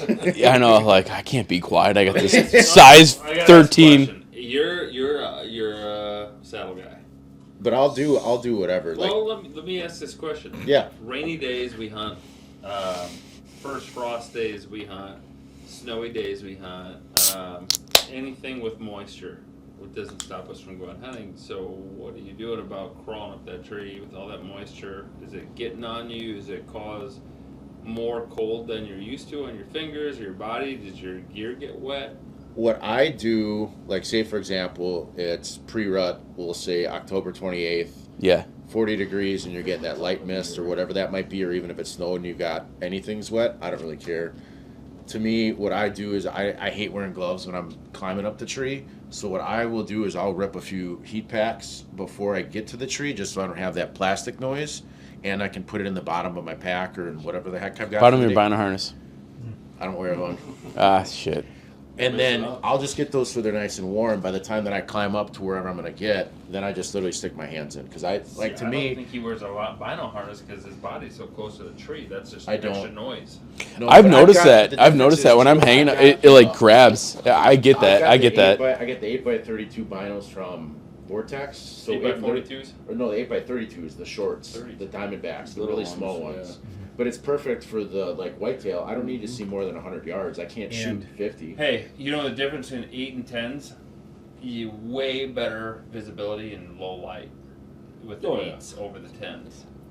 What are the It's like 30% better. You got I had the 8 8x42s this year. Damn, like, or no 10 we had. What do you have? I have the 8. I have the 8. I have the 8x42s. Okay, yeah. The razors or the Diamondback? Well, we used to use Vortex. Now we're all Hawk Optics. Okay. Well, and Sam, real quick too. But I did use razors. The vinyl harness thing too. Not all vinyl harnesses are created equal. Like especially for like mobile hunters or anyone climbing baseboard tree, like marsupial and other ones have flatter profiles. My first vinyl harness would get caught on everything. Not all vinyl. I've dropped maybe like an inch of thickness off on some of these certain models, and I still wear. I can do an upwood tree now, saddle hunting. But yeah, like for the wetness thing, I one stick up, so to me it's just the biggest thing that gets wet is the rope. You're a gangster then. So can you explain that quick? Because I've heard that term. It's a lie. There's two things that are wet. So I don't know what it is. What it is, instead of having, say for example, what I used to do before is I used to take 3 of the mini B sticks with cabelators, and I could get to 18 without trying to stretch. So instead of doing 3 sticks with cabelators, I've got 1 stick that's got a 3-step baiter. So when I get to the tree, I'll unclip it from the bottom of my Sitka tool belt, the whatever the hell you want to call it. Flip the thing up on the tree, get the rope to tight. I'll disconnect the aider. On that first climb, I'm already at 8 feet. So once I get up to the top, I'll throw my lineman's belt around. I'll pull out my rappel line, hook that up to the tree, use my monkey arms to reach as high as I can get that motherfucker, clip it, and then let go, grab the stick, pick it up, move it underneath, do that same move. I'm at 15 feet. So you're pulling your stick. There's no sticks on your tree. Yeah, so what the thing is top I've got a one, right? cam cleat that's on it, so it's not a fixed thing. So all I'll do is I'll reach down with my left hand and open up the cam, pull the rope out, flip it with this, no different than you're pulling a trigger on your gun. And then I'll hold the stick with my left hand, and then I'll bring it up and then throw the rope around again and then use my right to cinch it in. And then I'll go do that to whatever height I want to do. If I want to be at 16 feet or if I want to be at 40 feet. Well, I was going to say, you could, it's endless, right? You Yeah, could the go only up as high as difference you want. is it kind of sucks during late season because you're literally the Stay Puft Marshmallow Man climbing a tree, so you're literally just this big white bob of like big cotton ball that's literally climbing up a tree. So do you have a, sorry Sam, do you have like a rope with your pack and your bowl? I'll show you guys photos when we're done, but it's a Sitka tool belt with just a platform pouch on the back, and that's it. And I run that for early season. Everything? Everything. You got the hooks? The hooks. I don't even have the hooks. So what I use my lineman's belt as my gear strap. So as soon as I get up to the top, I have it set up that I'll just hook my pack to that, and then I hang my bow off of my rappel rope. So I take some rope and do a knot on it with a loop, and I just use the loop because I have one of those gear hooks that it just puts in. But I'm like, I don't want to carry extra shit. That's more shit I'm going to lose. It's so nerdy, but I kind of love it. Like, it's so like. What platform are you using? This last year I used the Rebel, but Who makes that? Latitude. But I don't think they sell that anymore because now they've got their profile platform, which is kind of a similar setup. But I'm going to try out the Lone Wolf Custom Gear Ranger Hybrid because I would like to have a little bigger platform for during the rut. Because if I'm doing an all-day sit, being on like my one stick that's probably about the size of a pie plate to a platform to go into something where it's like you've got a full 2-bedroom suite. What's the one Novik says? Hybrid Raider. Hybrid Raider. Yeah, yeah. Raider hybrid. It's like I mean, you could use it as a standalone stand, I think. The Raider hybrid is what Novix makes, and it is for packing in. It's got a nice hook on the. If you flip the seat upside down, it kind of makes like, I guess, like a shelf. You can put extra gear on. Mm-hmm. And it's also something you can sit on. It's a hybrid for a reason, right? You can sit on and use it as a tree stand, or you could use it as a, for hanging hunting with, if you're doing the harness, that's what it's exactly designed for. Something to put your knees on, or you can sit down if you need to take a break. How often do you feel like your circulation is getting cut off? Never. Never. No, but I think the biggest How long thing, do you sit for? 4 or 5 hours? no, I've done all days. And you're good. But I will move about every 2 hours to a different position. I can't be in the same position for that long. I think it's just me being fidgety, just like with my line of work. Do you do a lot of all days? Usually pre-rut and rut and gun season. Yeah. You know what? If somebody asked me that, I'd say yeah. And if behind closed doors they were like, "How many days do you do a lot of?" I'd be like 4 or 5. No, but to my point, like to be honest, you know what I mean? I would mainly use it for is more of those quick afternoon hunts to be able to, like, if I'm going on public near where I'm at, I get 2 hours. Cool. I have this little setup that's got a very small stick, but I can hunt off of that for 2 hours. See, those. They'll bring in 20 pounds of shit. Ideally, like I tag out on a late October afternoon hunt. Like those are my favorites. Late October afternoon, get me by a couple of scrapes. Like I'm in. Let's go. I gotta ask one more question that this bothers me about saddle hunting. Aside from the chill from moisture on the bark. Oh, all right. I take it back. Talk about noise. It's a good setup. What about noise pollution? You say you got to put your feet up against the base, or do your toes not touch the bark when you're trying to move around the tree? No. How not? How did that practice?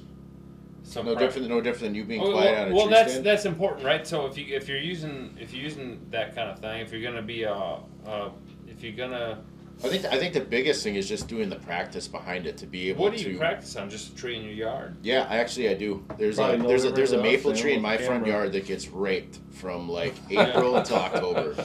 Well, it's because to me, even if like for me, the same setup that I have this year, I'm gonna go up and down a tree, even if it's a tree in my yard, some public land that I own. I'm going at least 30 or 40 times up and down before I get in a tree to shoot.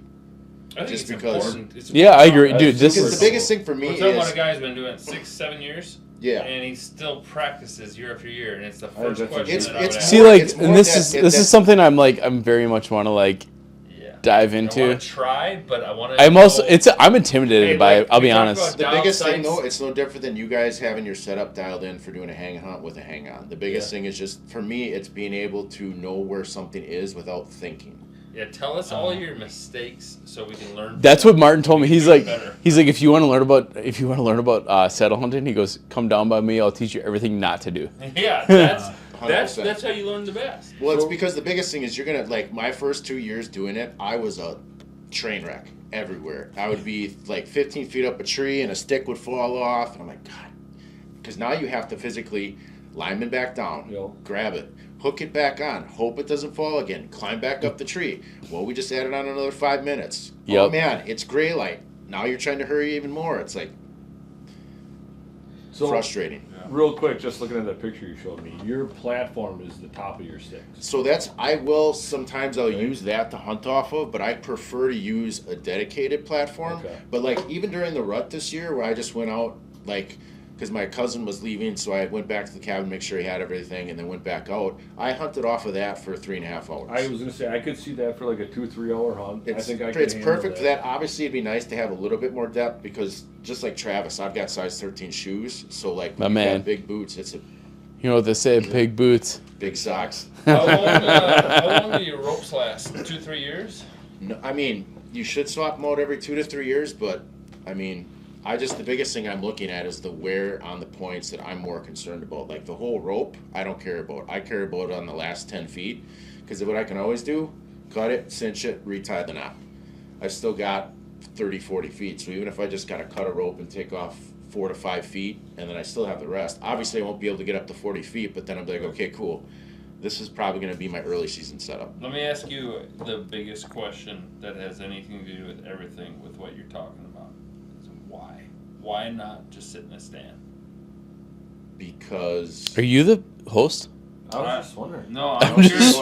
I want to learn. No, because to me, it's that ability. So I own land in northern Wisconsin. It's not I a didn't mean to heavily be a dick. densely Sam, I'm populated sorry. area. So I love, during gun season, I love to still hunt to wherever I want to go. And if I don't see anything, I've got a setup that's light enough that if I got to hike 8 miles throughout the day, that I'm not carrying 20 pounds with me all day. That's the biggest thing. Is that all it is? So is there any benefit when you're in the tree versus a stand versus what you're doing? Yeah, because I'm behind the tree. So you can rotate around 360. Yeah. And that's the benefit, biggest. For me, it is. For me, that's the benefit. Because especially the trees that I like to saddle hunt out of or mobile hunt out of, they've got multiple limbs. So I'll be on the left side or the right side of the tree because I'm a right-handed shooter. Yeah. And for me, I can look between those shoots or limbs or whatever you want to call it, and I can see the deer move. Well, at that point, I can make a decision on what I want to do. Do I want to wait until that deer clears, or do I want to push off and peek around a little bit and then be at full draw where all he's seeing is from here out?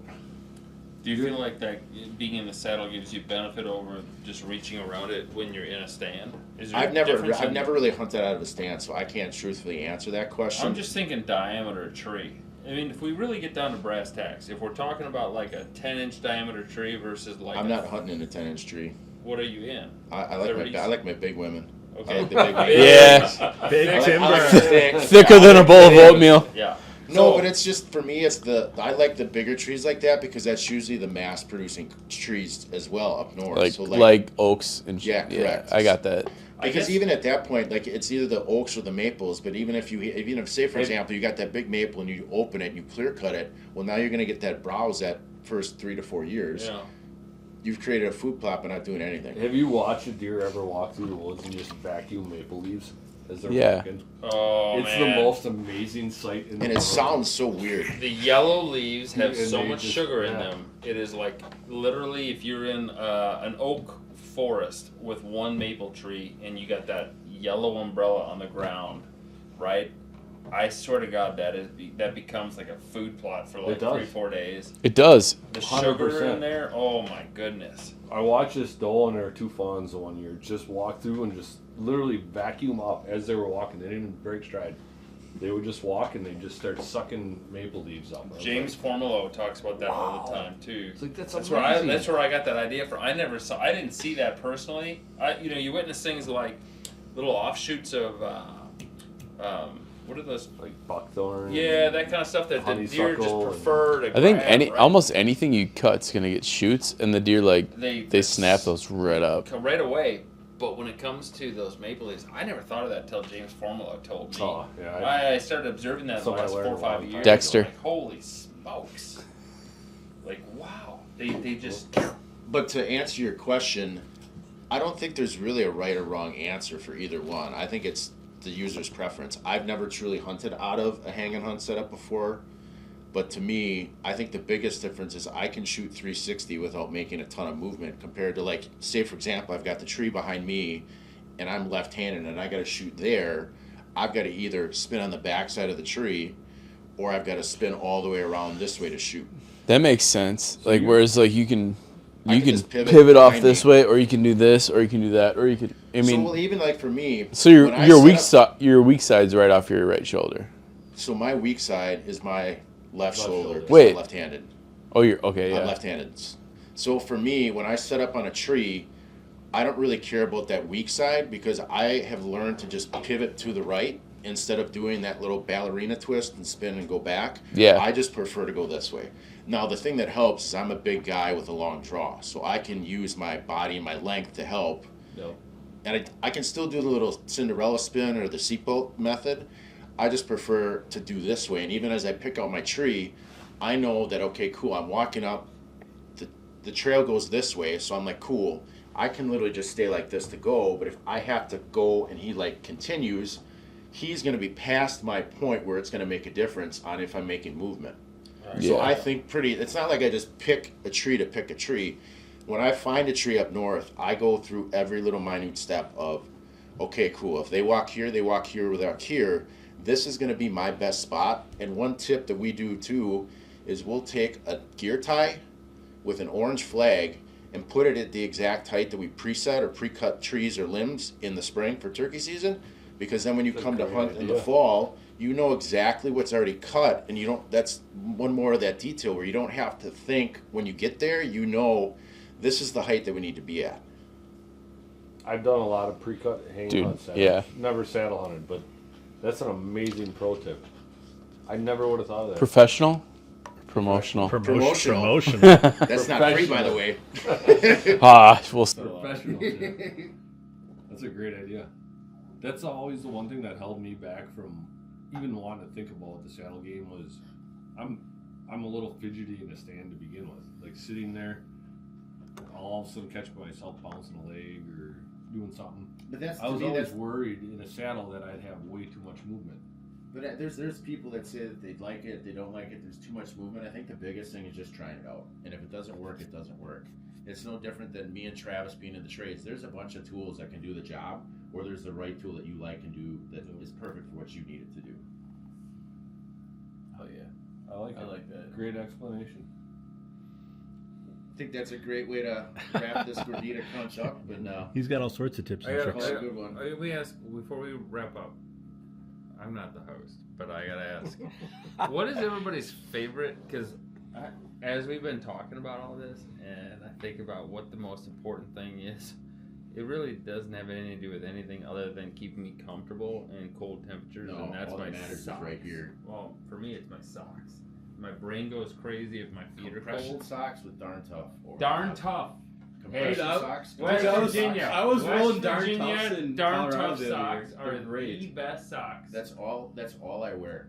Darn, the green ones. Have you guys? No, for everything. For work, for Have you tried hunting. the hollow alpacas? No. I have a pair. It's like alpaca. It's like hollow. They're not Another vote for Darn perfect. Tough. That's all I have for But socks. like, for dude, everything. Darn Toughs. I will buy more of those. Darn Toughs is all I will buy. Right. $35 You're off, of right? of You're Yo, Darn Darn still Tough. recording. Y'all Recording. trying to sponsor Chase Nation? We're recording. Okay. You talked me into it. I'm gonna buy a pair now.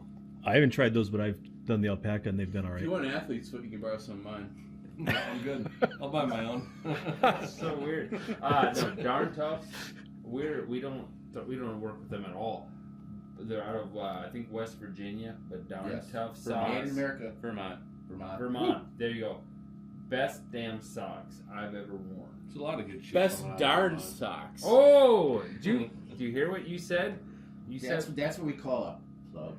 Yep. that's a plug. Nailed it. Wait, the battery just died. Sign off here first and foremost. Is there any shout outs you guys as a group want to give anyone? And then also tell people where they can go to get in touch with you guys or watch some of your content. How can they follow you and stay in touch?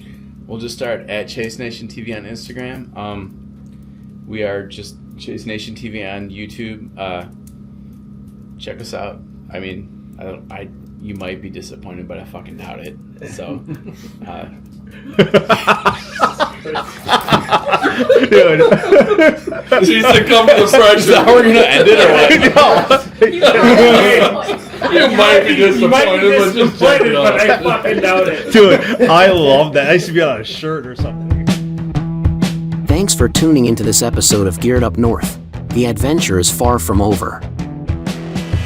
If you're searching for more epic excursions, gear reviews, and insider insights, follow us on Facebook, Instagram, and YouTube at Geared Up North. Visit gearedupnorth.com for more information, and don't forget our latest episodes are available wherever you get your podcasts.